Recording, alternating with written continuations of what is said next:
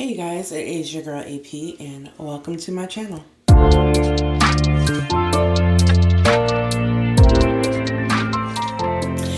Hey, so I know it's been a while if you are watching me here on YouTube. I haven't been here, I will be honest. Boo me if you must, or maybe you don't even care. But I've been building a lot more content over on IGTV, on Instagram, and to be completely honest, it's because Instagram is making monetization particularly easy for me in my circumstances versus YouTube. And I have not quite yet built up the audience that I need to monetize over here. So your girl's got to make money. But I felt like this is something that I wanted to share not only on my IGTV, but also on my YouTube. Today I want to share my first birthing story.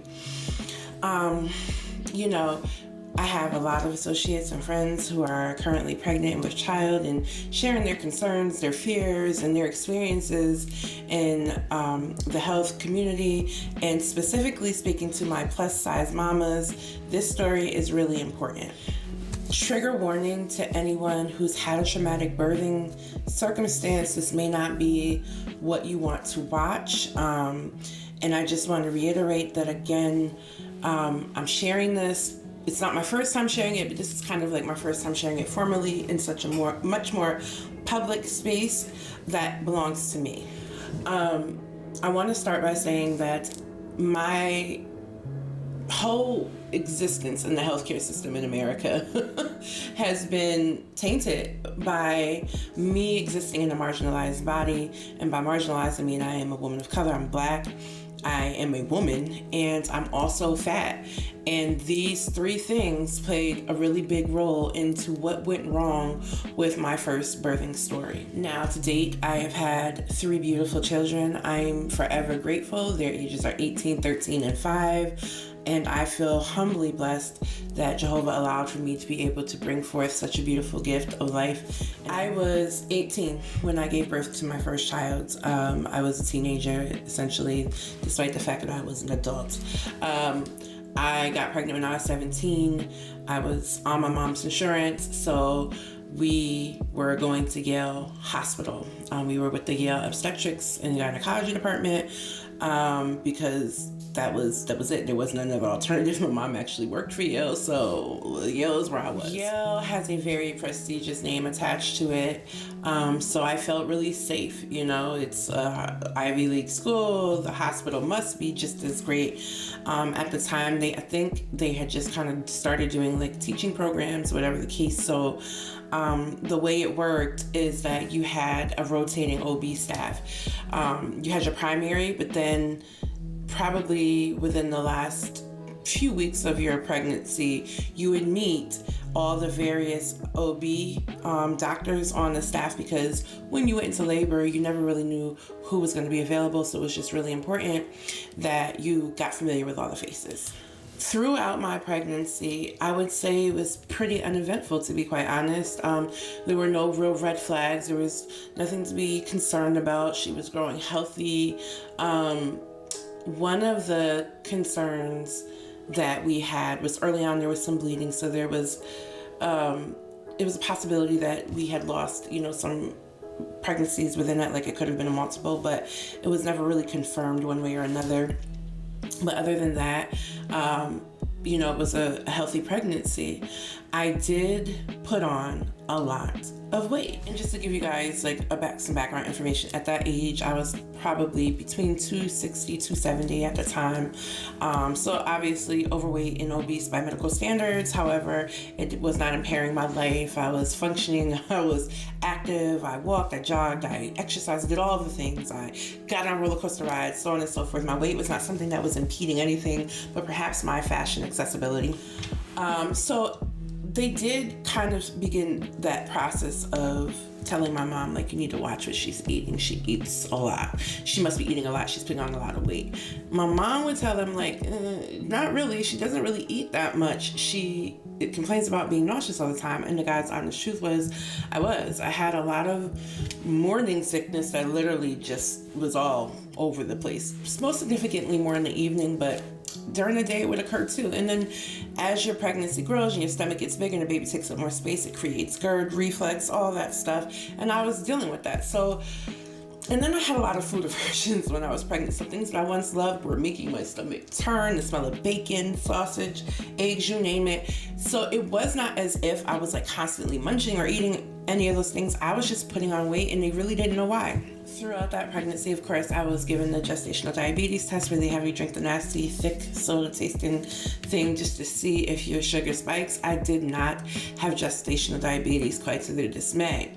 However, one of their arguments for being concerned about my weight was that I was a teenager and most teenagers have underweight babies. So therefore, Alicia, you are going to have a 5-pound baby and then have all this excess weight for no reason.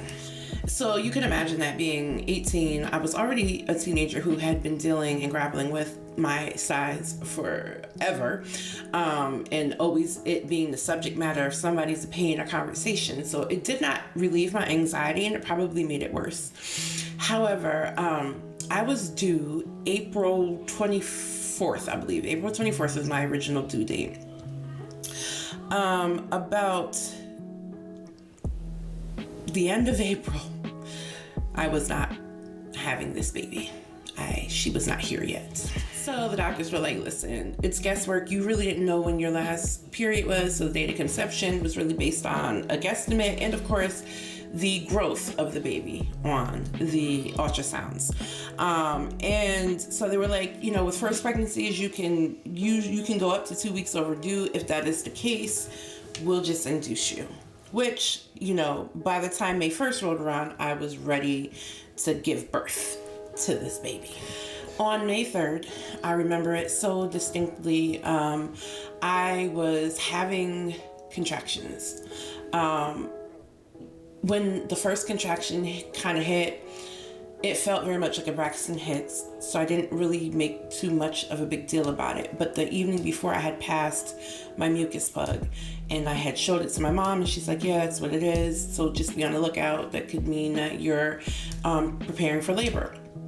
The interesting thing is this was like the second time I had passed mucus plug, so I didn't know what that was about, but whatever, doctors weren't really too concerned about it. I went on to proceed through my day, and I began to time my contractions. I remember distinctly going to the nail salon with my girlfriend at the time. After the nail salon, she was just like, ooh, girl, like, you look uncomfortable. Are you sure you want to hang out anymore? And I'm like, yeah, because I don't have anything else to do. Like, I don't want to just be laboring. Like, it's not that bad. Like, I feel fine. At the time, my contractions were probably like 15 minutes apart, so it wasn't anything to be patty pressed about. Later on in the day, she and I and a couple of homies, we linked up. We went to lunch. I remember so much. It was Boston Post Road, Bertucci's Pizza, but I couldn't eat. I was not feeling very well. I was so uncomfortable sitting in that booth that my friends were looking at me like, nah, sis, we gonna take you home because we not trying to have this baby in the back of my Jetta. Like, and that was that. Like, we're going back home. We're taking you home. They never went beyond 15 minutes apart. I think like it got to 10 minutes, and then through the evening it slowed down. So my sleep was pretty uncomfortable. The next day, my mom took me walking at a track called Bowen Field, and we walked laps. And throughout that process, those contractions started coming. They were like 7 minutes apart. And then at that 6 minute mark, my mom was like, all right, it's time to take you to the hospital. We get to the hospital, and they put me on a monitor, and they're monitoring. And nothing's happening on this monitor.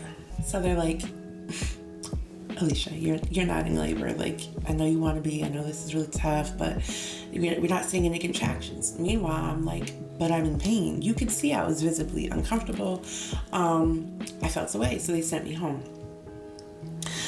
I came back later in the day because, once again, this was happening.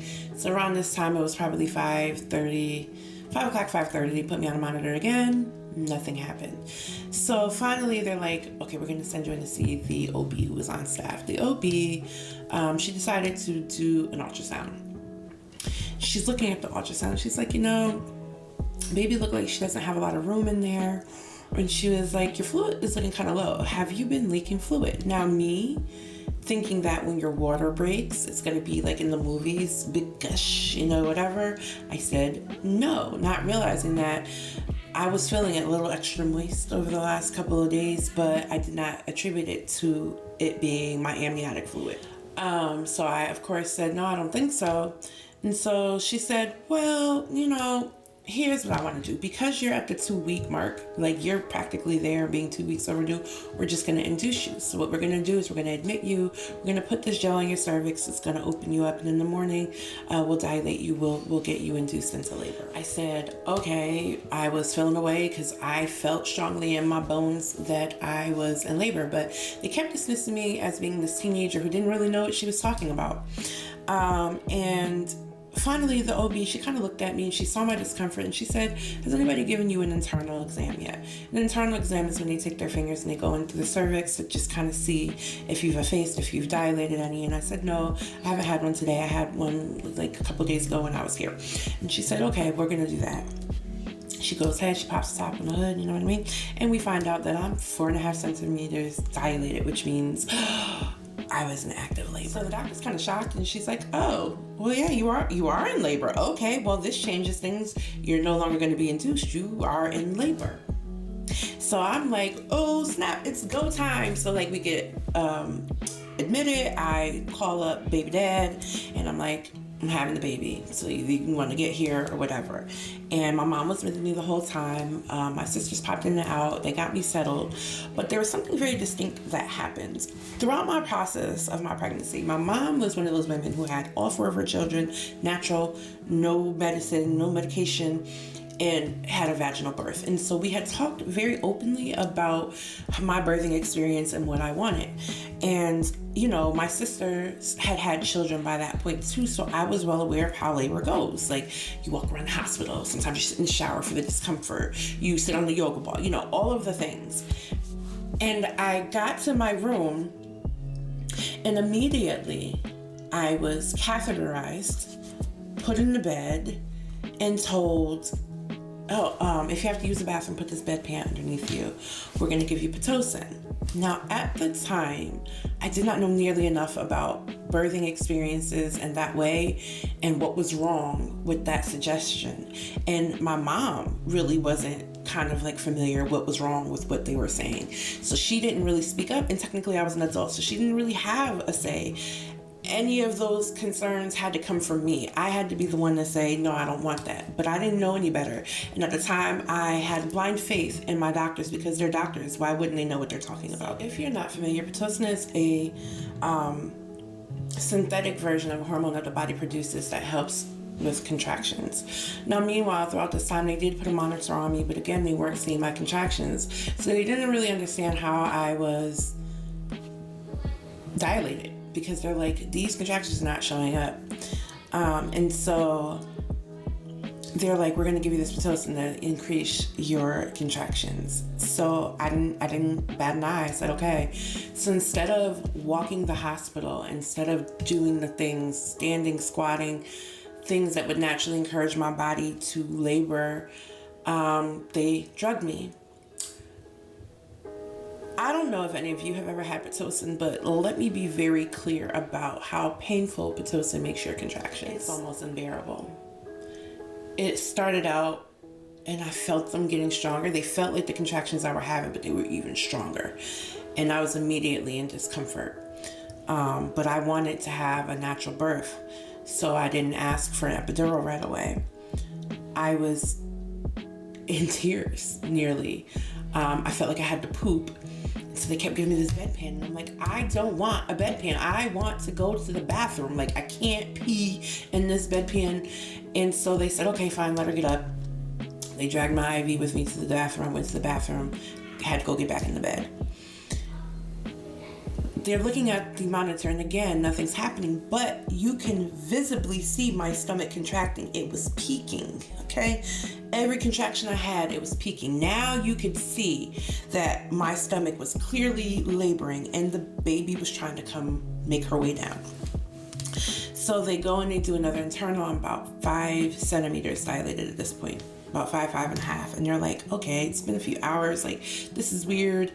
Her contractions aren't showing up. So finally, one smart nurse comes in and she says, let's put some monitors inside of her. Now, I don't know exactly where they put those monitors, but whatever they did, once they went in vaginally, you can see my contractions jumping off of. Everybody's like, whoa, there goes the contractions we were looking for this whole time that I had been saying I had been having for 2 days at least.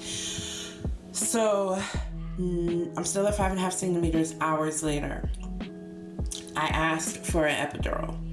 So the anesthesiologist comes in, he gives me an epidural, and it doesn't work.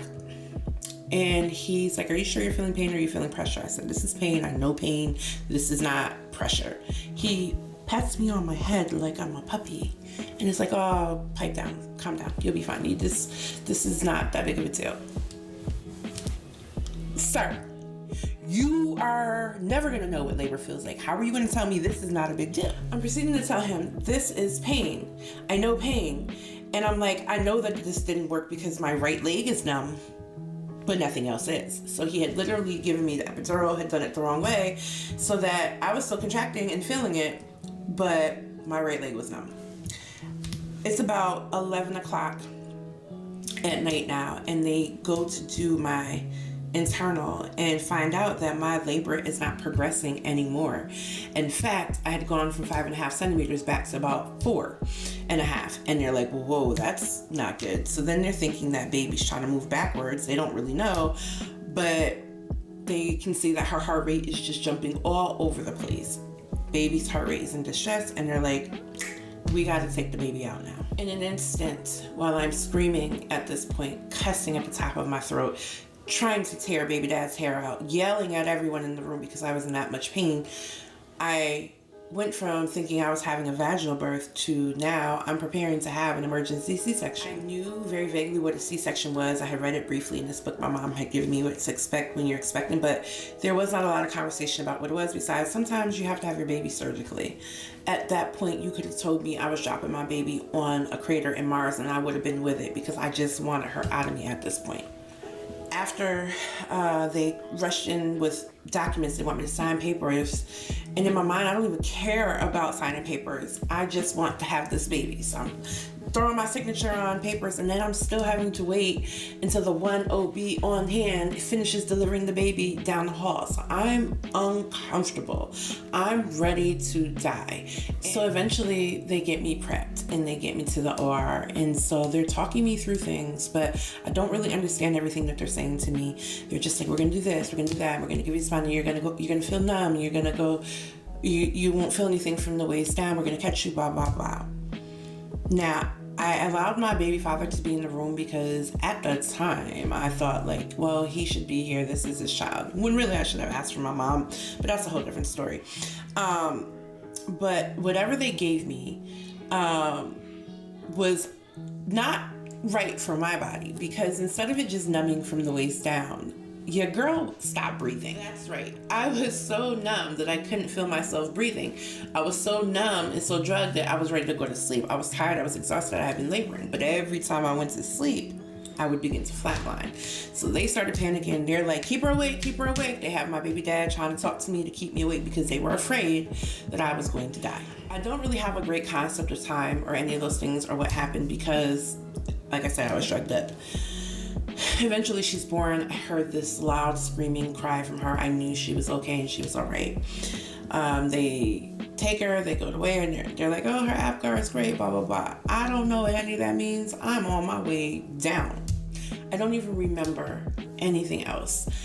I remember waking up in the recovery room. My daughter's grandfather was to the right of me. He was holding her. She was beautiful. Because while we were in the surgery, in the OR still, I didn't really get to see her. They kind of showed her to me, they showed her to dad, and she was whisked out of the room. So when I wake up, he's holding her. He was like, oh my, he's doing all the things granddads do. He kind of shows it to me. He's like, you ready to hold her? And they're like, can't give it to her yet. They come in, they're like, can you wiggle your toes yet? At the time, I was just beginning to wiggle my toes. I still did not feel comfortable enough to hold her without assistance, so I asked if I could hold her. They gave it to me, and I got to see her beautiful face. I'm gonna cry. I got to see her beautiful face for the first time. I'm sorry. I'm very emotional about my kids. I was now in my own room. My family was there. Some of his sisters were there. And I remember distinctly unbundling her on the bed and looking at her and just trying to wrap my mind around the fact that I had this baby. Like, here she is amazing, she is beautiful. I smelled her, I touched her hair, she had so much hair.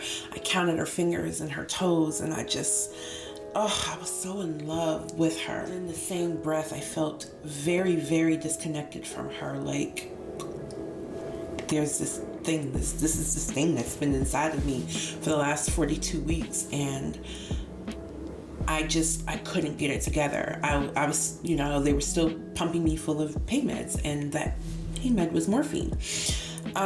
So I remember the doctor coming in and saying, well, you had a bigums.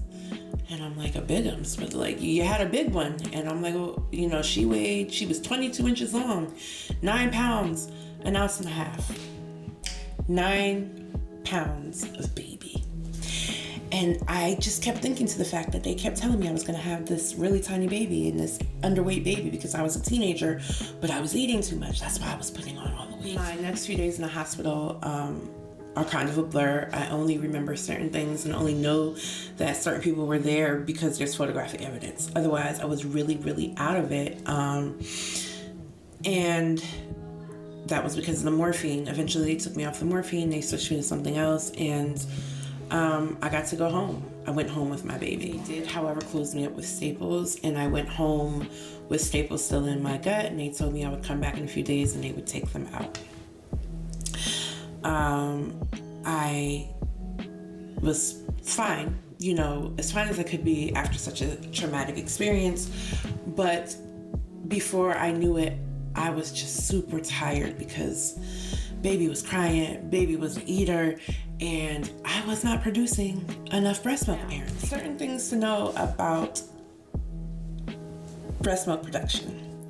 A, if you don't have a vaginal birth and you're not given that skin-to-skin contact immediately to kind of like stimulate the mammary glands or whatever in your system, you can have a delay in producing breast milk.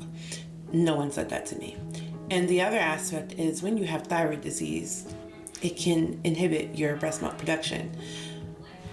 Note, I gave birth in 2003 and didn't get diagnosed with thyroid disease until 2017. That just lets y'all know a little something. So she was colicky, she was screaming, she was crying all the time. We took her to the hospital one night, the emergency room, and they're like, she had lost some weight, and they're like, baby's probably not getting enough milk. That's okay. You can alternate between formula and breastfeeding. You still want to breastfeed her to stimulate the production of milk beyond the colostrum that she's getting. So that gave me a little bit of relief to know that, okay, I can feed her. But I was also really starting to become emotionally unwell because it's like, oh my God, I can't do this thing. I can't breastfeed my baby. And all this emphasis was placed on me breastfeeding my baby, and now I cannot. That week, they took out the staples. They told me my incision looked good and everything looked great. That same week, suddenly, I was freezing cold. Now, mind you, she was born at the top of May. She was probably about 2 or 3 weeks old when this began, this fever. And they were like, my mom was like, Alicia, you have these wool socks on, these sweatshirts, and so, are you okay? I was freezing. I couldn't even move to pick her up, feed her anything. I was in so much pain. Like, it felt like someone had taken a torch to my abdomen. So my mom was like, we're taking you over to the hospital. So we get together. They're like, okay, we're going to admit her.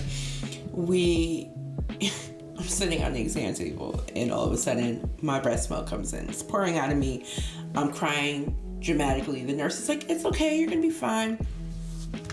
When I tell you, I didn't even know what was wrong with me. 1 minute, I'm there, and next thing I know, I must have flatlined. I was resuscitated.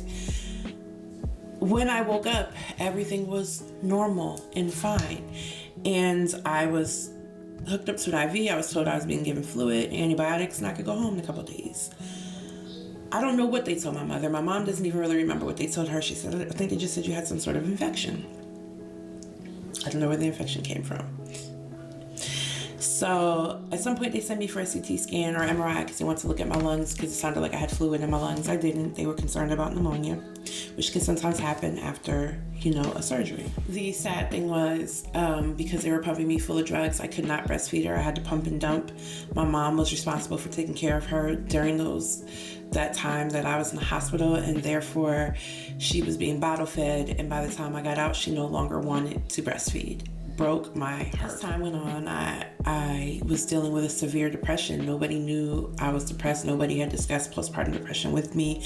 I probably didn't get diagnosed with it until she was about 2, maybe 1. I didn't find out till a year or 2 later. And that was my first birthing experience. It was very traumatic for me. It was something that made me feel very disconnected from my birthing process. And it's also something that scarred me to the point that if I had children in the future, I was always going to have a C-section. And let me tell you, I had my next child, my son, 5 years later. My son was born in 2008. I was at this point living in Philadelphia. We were with the UPenn Hospital. I had a great staff, great coordinator. As we were preparing for my birthing experience, they asked me if I wanted to try a VBAC. I certainly did. I felt like I wanted to redeem myself from my failed first birth experience. And then what ended up happening was they kept asking, have you ever had a DNC? And I said no. Do you know what the complications were during your C-section? I said no.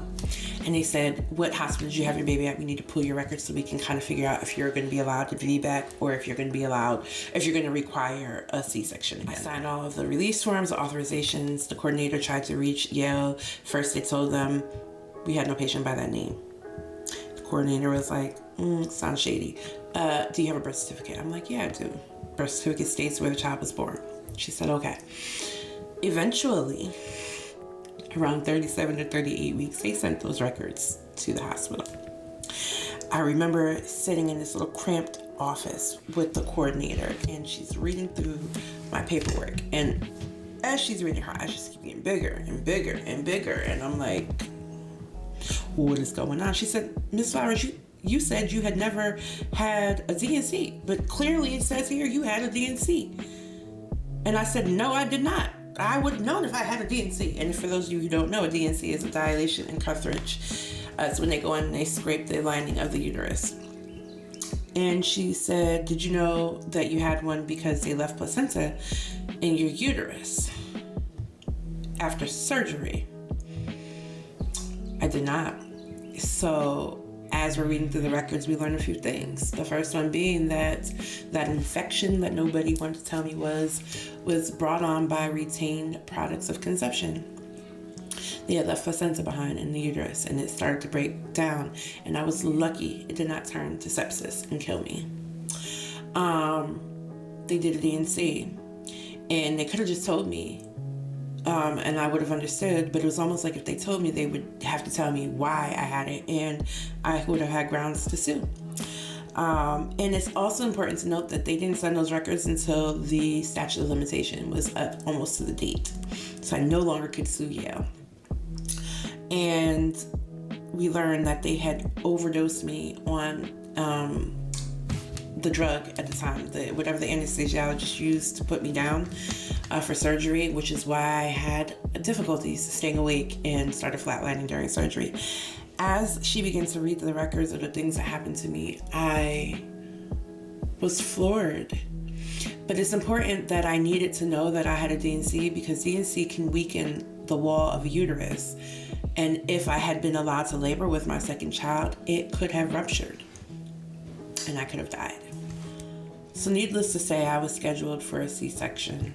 I was much more prepared this time because I had been through it before. So this was not an emergency C-section. It was scheduled. I gave birth to my second child at 39 weeks. It was tough because I certainly wanted to have a natural birth. I felt robbed of something that I could never get back. Eventually, in time through therapy and just growing older in maturation, I realized the most important thing is that both my kids were here safely. How does this all come back to me being in a marginalized body? I am 36 years old now, and I've had so much more experience. I'm much more well-read. I've had more conversations with women in my situation, started to read medical journals, started to read studies, and realized that fat women are less likely to be allowed to labor because doctors have a fear of us dying in birth vaginally than they are giving us a C-section, which is a major surgery, might I add. And so they're that much more likely to push a C-section on a larger bodied woman versus someone who's of average size. The fact that they did that to me when I was a teenager blows my mind. The fact that I was dismissed and ignored so many times because I was Black, I clearly am stronger, right? I should be able to handle anything. I was a teenager. I didn't know what I was talking about. I didn't understand my own body. So when I told them I was in labor, nobody listened to me. There were so many missteps there with my healthcare team. I did not realize moving forward and throughout my health journey why my shoulders were tense. I wrote about it on my blog about medical trauma last year. I was experiencing medical trauma. I was experiencing PTSD and did not even know it. Fast forward to 2014, when I moved to the South. Unfortunately, I lost a baby around the 14-week mark, and I had to have surgery to induce my labor and deliver her. There were some complications. Once again, I was left with products of retained conception in my body. Once again, I delivered that baby, Jordan. She, August 27th, 2014. I had pain. Went to the emergency room probably in January. Once again, I was dismissed, patted on the head, and told, you just need your double shot plus your fat, blah, blah, blah, whatever. February is when I learned that I had products of retained conception in my body. August was when I delivered her. September, October, November, December, January, February. For 6 months, products of retained conception were in me. It is a miracle that I did not die of sepsis. It is a miracle that I had another child, my youngest, a year and some change later. Honor your body, trust your body. Nobody knows your body more than you. These doctors go to school to learn general things, general body information. Like, yes, we all have lungs. Yes, we all have eyeballs. Yes, we all have a brain, heart, all these things. But your body is unique to you. Nobody is more informed about your body than you. So if there's any takeaway from my birthing experience and my birthing story, it is to read, make yourself knowledgeable, ask questions, challenge these doctors when it feels unsafe for you, because there was a lot of gut intuition once they were ignoring the fact that I said I was in labor, but I ignored it and said, hey, they're doctors, they know what they're talking about. I didn't even know I had the right to tell them I don't want Pitocin, I just want to labor. They made me feel like it was something I absolutely had to do. I felt coerced into it. It was a learning curve. It was a learning lesson. Sometimes I feel like, oh no, I've learned this lesson absolutely too late because I'm done having kids now. But if my story can be a lesson to somebody else, let us use it for good. I talk openly about various things in my health journey on my blog at apnblog.com. So if you hit the health tabs, there's plenty of stories, plenty of information there. If you ever just want to learn about the thyroid diagnosis and all the things that I've gone through over the last few years in this healthcare system. If you're fat, I would definitely encourage you to learn to advocate for yourself, because above all else, you will always be treated differently because of your size. And that can be really dangerous. Although they're trying to be helpful, it can be really dangerous. If you're a woman, you're less likely to be heard. If you are a woman of color, you're certainly less likely to be heard. When you hit the trifecta and you're all three, please learn your rights. Please learn how to advocate for yourself. Please appoint a medical directive, have a medical proxy who you know will honor your rights and decisions. Get an attorney, whatever you need to do to protect yourself and your rights and your healthcare experience as a fat person, as a Black woman in this healthcare system, because unfortunately it is a very corrupt and broken system. I thank you guys so much for sitting through all of this and listening to my story. If you've made it this far, if there's anything that I can ever do to help, give answers to, share resources, make sure you subscribe to apyoungblog.com, because that is most likely where you'll get that information from. Thank you so much for letting me pour out my heart and my feelings and letting me just be me here, and for you joining in and listening. Until next time, you guys. Bye.